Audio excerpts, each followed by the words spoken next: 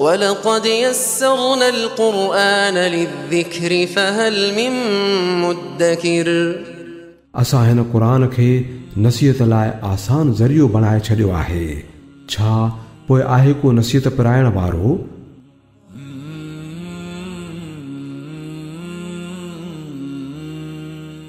अल्हम्दुलिल्लाहि रब्बिल आलमीन वस्सल्लल्लाहु वसल्लम व बारक अला अब्दिही व रसूलिही नबिय्यिना मुहम्मद व अला आलिही व सहबिही अजमईन, अम्मा बाद। नाज़रीन किराम, अस्सलामु अलैकुम व रहमतुल्लाहि व बरकातुहू।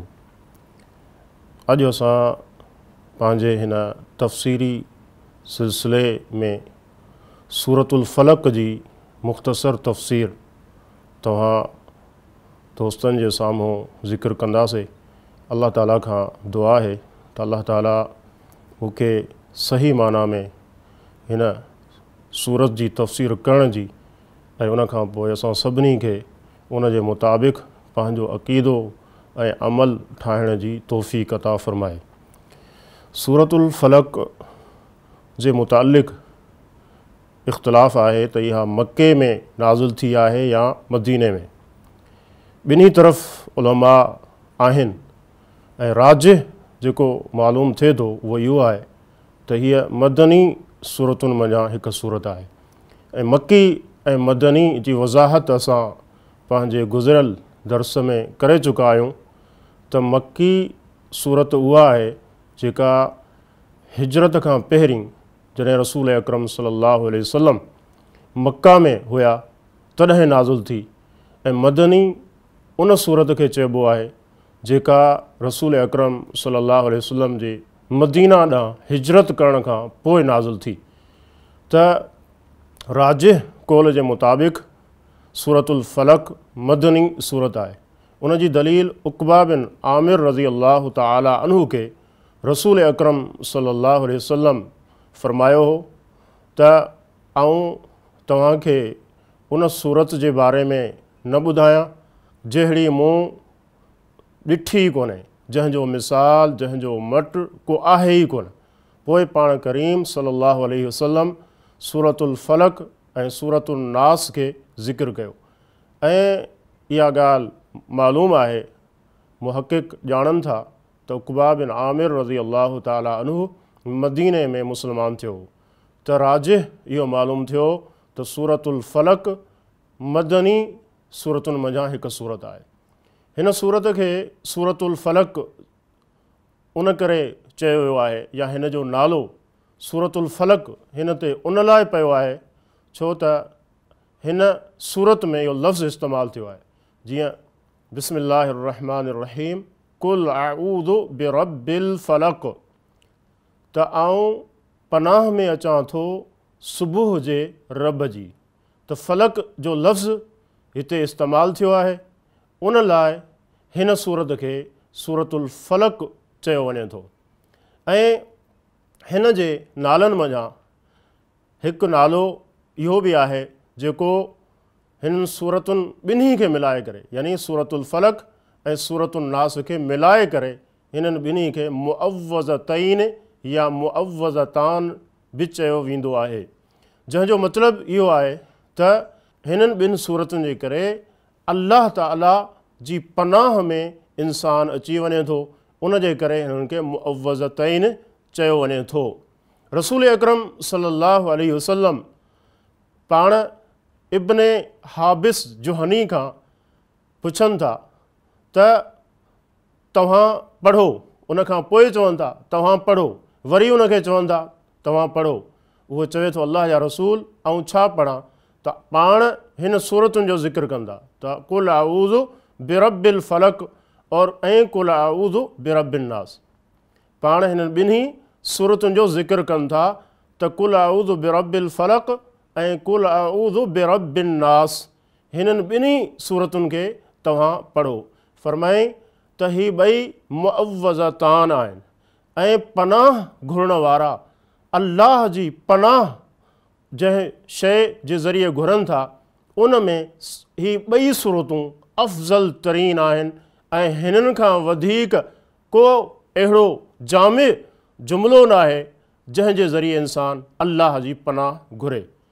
त हिननि जो नालो मुअव्वज़तैन ख़ुदि रसूल अकरम सल्लल्लाहु अलैहि वसल्लम ज़िक्र कयो आहे त इंसान खे खपे त जॾहिं इंसान परेशान हुजे थो ऐं को ख़ौफ़ हुजे थो, डपु हुजे थो, त उन जे लाइ अल्लाह जी पनाह तलब करे ऐं हिननि सूरतुनि खे पढ़े। रसूल अकरम सल्लल्लाहु अलैहि वसल्लम जे बारे में अचे थो त पाण करीम सल्लल्लाहु अलैहि वसल्लम हिननि ॿिनि सूरतुनि यानी सूरतुल फलक़ ऐं सूरतुन नास जे नाज़िल थियण खां पहिरीं पाण करीम सल्लल्लाहु अलैहि वसल्लम मुख़्तलिफ़ दुआऊं पढ़ंदा हुआ, अल्लाह जी पनाह तलब कंदा हुआ मुख़्तलिफ़ बुराइनि खां ऐं मुख़्तलिफ़ फितननि खां। जॾहिं इहे ॿई सूरतूं लथियूं त रसूल अकरम सल्लल्लाहु अलैहि वसल्लम इन्हनि ॿिन्ही खे काफ़ी सम्झो ऐं ॿियनि शयुनि खे जेके पाण पढ़ंदा हुआ पाण उन्हनि खे छॾे ॾिनऊं। त हीअ अज़ीम सूरतूं आहिनि, असां सभिनी जी इहा ज़रूरत आहे त असां हिननि खे यादि कयूं ऐं हिननि खे पढ़ूं।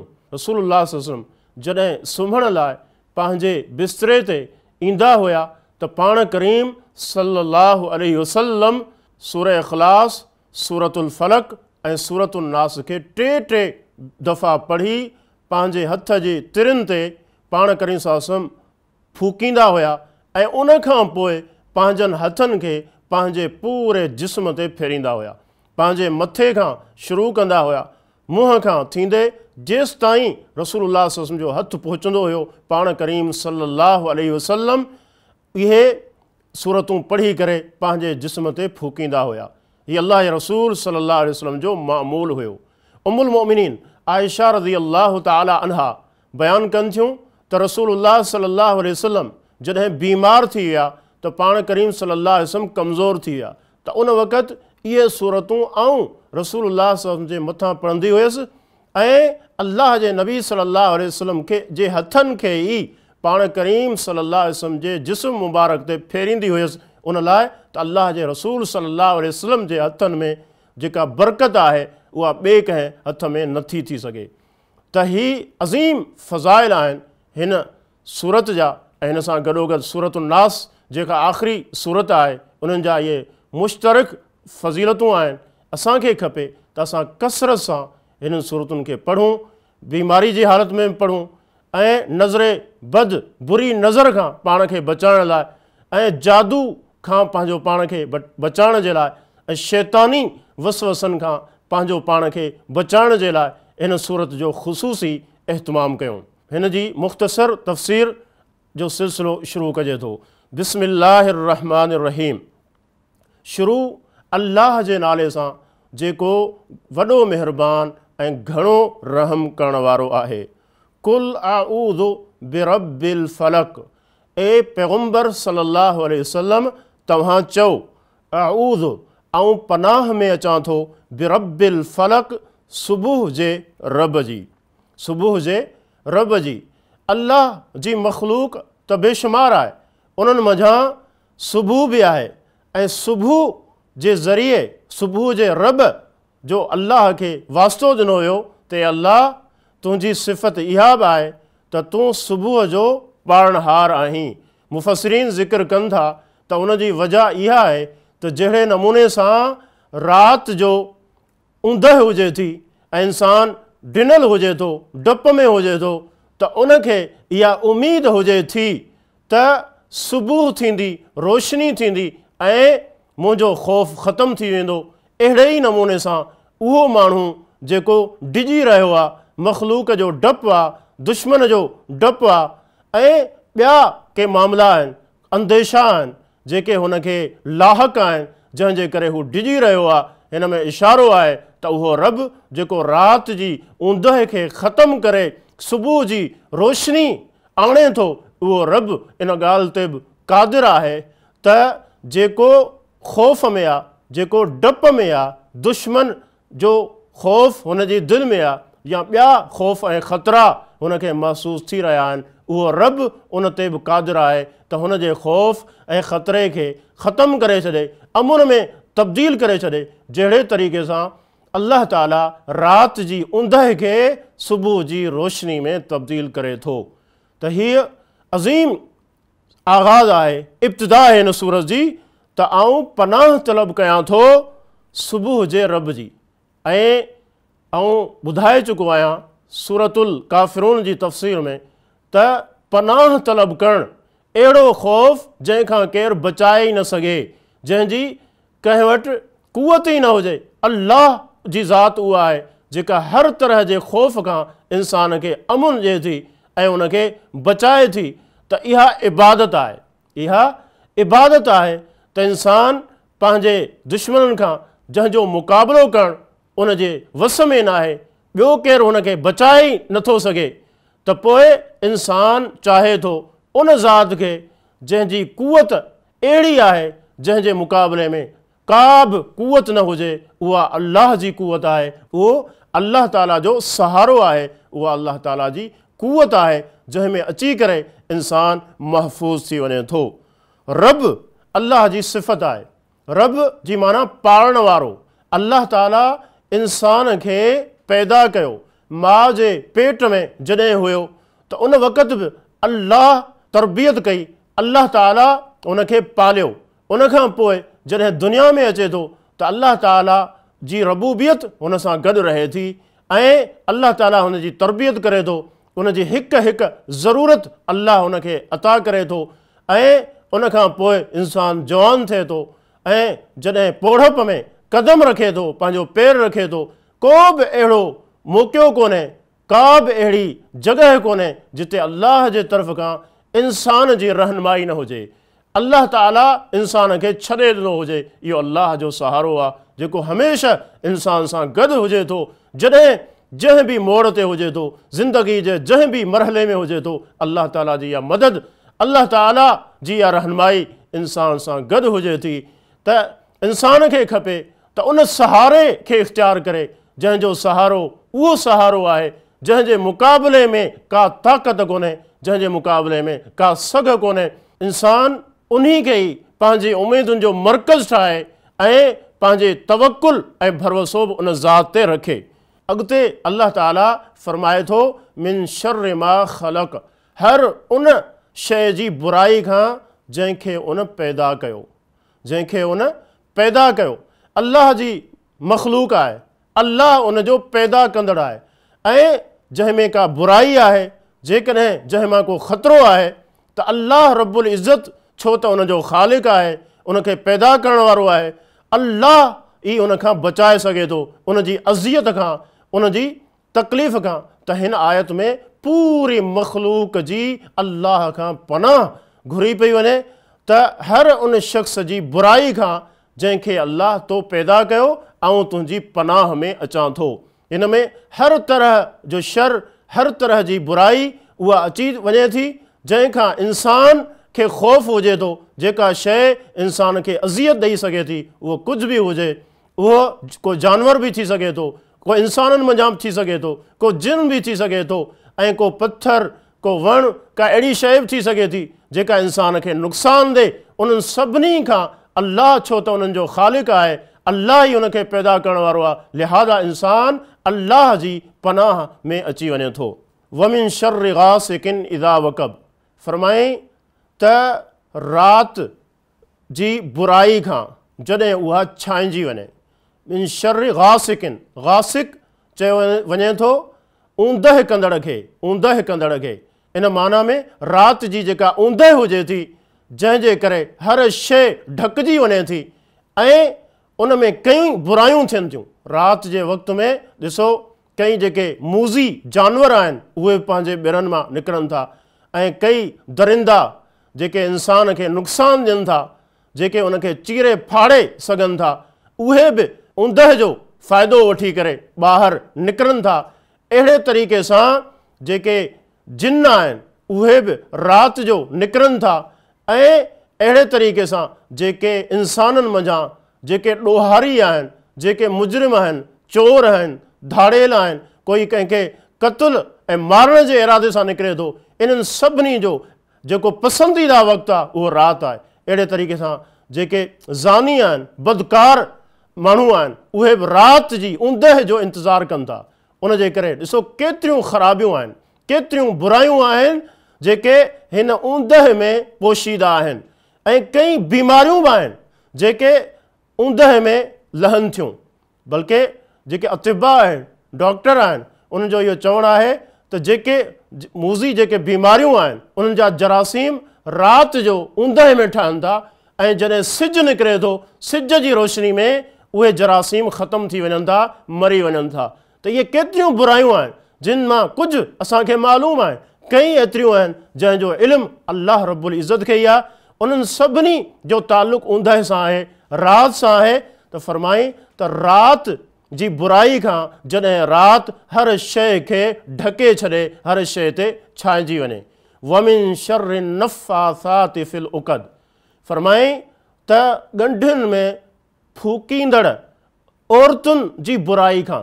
हिन में हिकु तर्जुमो त इहो आहे जेको मूं तव्हांजे साम्हूं रखियो, त उहे औरतूं जेके जादू कनि थियूं ऐं ॻंढियूं ॾेई करे उन में फूकिन थियूं, उन्हनि जी बुराई खां आऊं अल्लाह जी पनाह तलब कयां थो।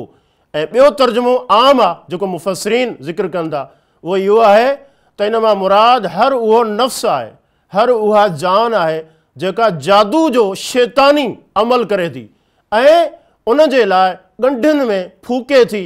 हदीस में अचे थो, इब्न मर्दवे जी रिवायत आहे त हर उहो माण्हू जंहिं कंहिं शइ खे ॻंढि ॾिनी ऐं उन खां पोइ उन ते फूक हईं, फरमाई त इहो जादूगर आहे, जंहिं जादू कयो उन शिरक कयो। ऐं जेको जंहिं शइ ते उमेद रखे थो, उन ते भरवसो ऐं तवकुल करे थो, अल्लाह जी मदद उन खां हटी वञे थी, पोइ उन शइ जे उहो हवाले कयो वञे थो। त जादू हिकु शैतानी अमल आहे जंहिंजे करे इंसान खे नुक़सानु ॾिनो वञे थो, को बीमार थी सघे थो ऐं ज़ाल ऐं मुड़ुस में जुदाइगी बि थी वञे थी ऐं कंहिं माण्हू खे हिन जादू जे ज़रिए क़त्ल बि करे सघिजे थो। त इहो शैतानी अमल आहे।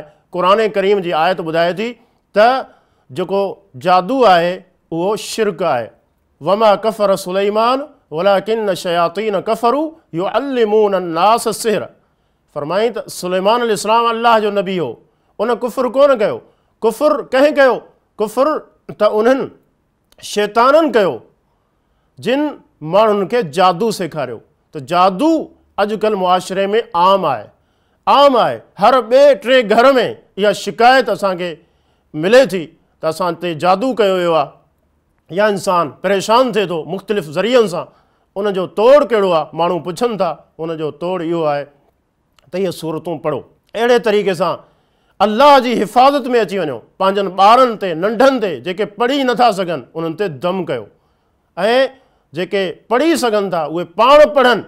त हीअ अल्लाह जी हिकिड़ी हिफ़ाज़त आहे हर तरह जे फितननि खां, शैताननि खां, जादू खां, हसद ऐं साड़ खां इंसानु अल्लाह जी हिफ़ाज़त में अची वञे थो। वमिन शर्रि हासिदिन इज़ा हसद, ऐं फरमाई त हसद कंदड़ जी बुराई खां जॾहिं उहो हसद करणु लॻे। हसद छा खे चइजे थो? हसद जी हिकु तारीफ़ त उलमा इहा कनि था, तमन्नी ज़वाल निअमत अनिल गैर, त कंहिं ॿिए जे मथां अल्लाह जे तरफ़ खां का नेमत हुजे, अल्लाह जे तरफ़ खां को फज़ल हुजे, अल्लाह उनखे माल ॾिनो हुजे, औलाद ॾिनी हुजे ऐं ॿियो को अल्लाह उन जे मथां इनाम कयो हुजे, हसद कंदड़ उन ते सड़े थो ऐं इहो चवे थो त हीअ नेमत उन खां खसिजी वञे।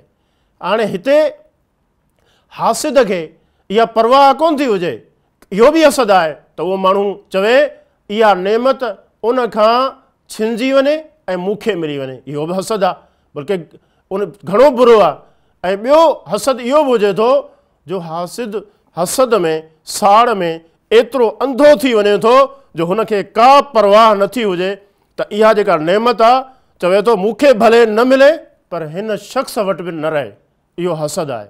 इहा तमामु गंदी हिकिड़ी अख़लाक़ी बीमारी आहे जेका मुआशरे में आम आहे। इब्न तैमिया रहमहुल्लाह हसद जी तारीफ़ में इहो बि चवे थो त सिर्फ़ु कराहियत मा अनअम अल्लाहु अलल अब्द, अल्लाह ताला कंहिं बाने जे मथां का नेमत कई आहे, को इनाम कयो आहे, माण्हू सिर्फ़ु उन खां साड़ महसूसु करे, उन खां हसद करे, इहो भले न करे जो चवे त हीअ उन खां नेमत खसिजी वञे, सिर्फ़ु उन जो सड़ण ई हसद आहे।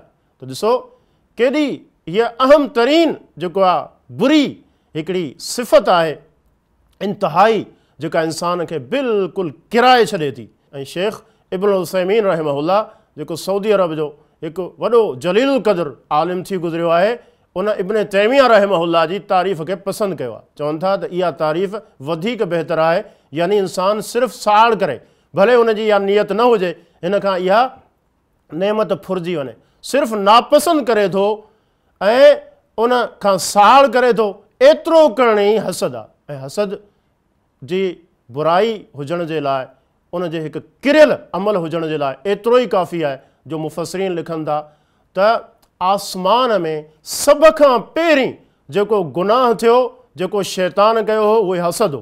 कीअं? आदम अलैहिस्सलाम जे बारे में अल्लाह ताला मलाइकनि खे इहो हुकुम ॾिनो त उनखे सजदो कयो। शैतान हसद ऐं साड़ में अची करे सजदे करण खां इनकार कयो, छो त उहो हुन सां गॾु हुयो, त सजदे जो हुकुम उन लाइ बि हुयो, पर हू हसद ऐं साड़ में पजणु लॻो। नतीजो छा निकितो?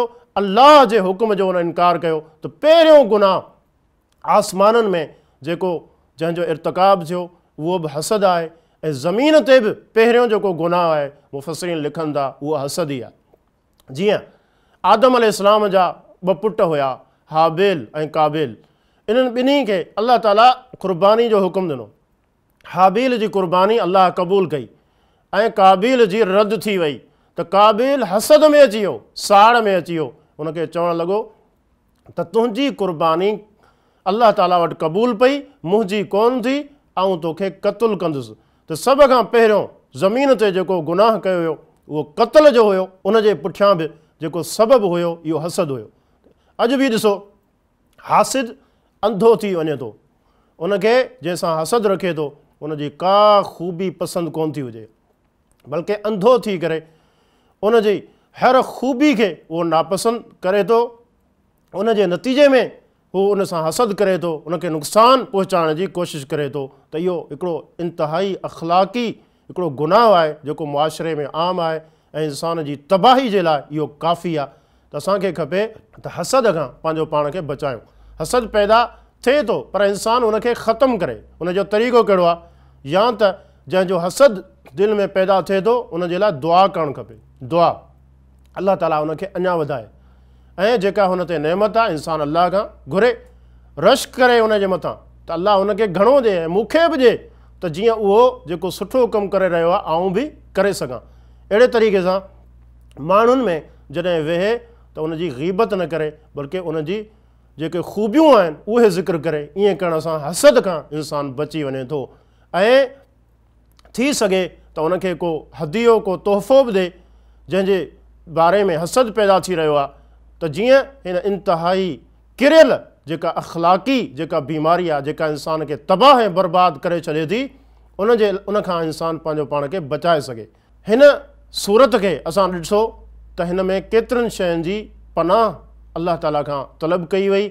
असांखे खपे त असां अल्लाह जी पनाह तलब कयूं, जिन में मख़लूक़ जी बुराई बि आहे, राति जी ऊंदह जी जेका बुराई आहे जेका उन में थिए थी, जादू आहे उनजी बुराई, ऐं हासिद जेको हसद कंदड़ आहे उनजी बुराई आहे, उन खां बि अल्लाह जी पनाह तलब कई। असांखे खपे त हिन सूरत खे पढ़ूं, हिन जे माना ऐं मफ़हूम खे सम्झूं, ऐं इन्हनि जेके आम जेके इहे गुनाह आहिनि जेके इंसान खे नुक़सानु बि ॾियनि था, इंसान खे तबाह ऐं बर्बाद बि करे सघनि था, जीअं असां उन्हनि खां पंहिंजो पाण खे बचाए सघूं। अल्लाह ताला असांखे तौफ़ीक़ अता फ़रमाए।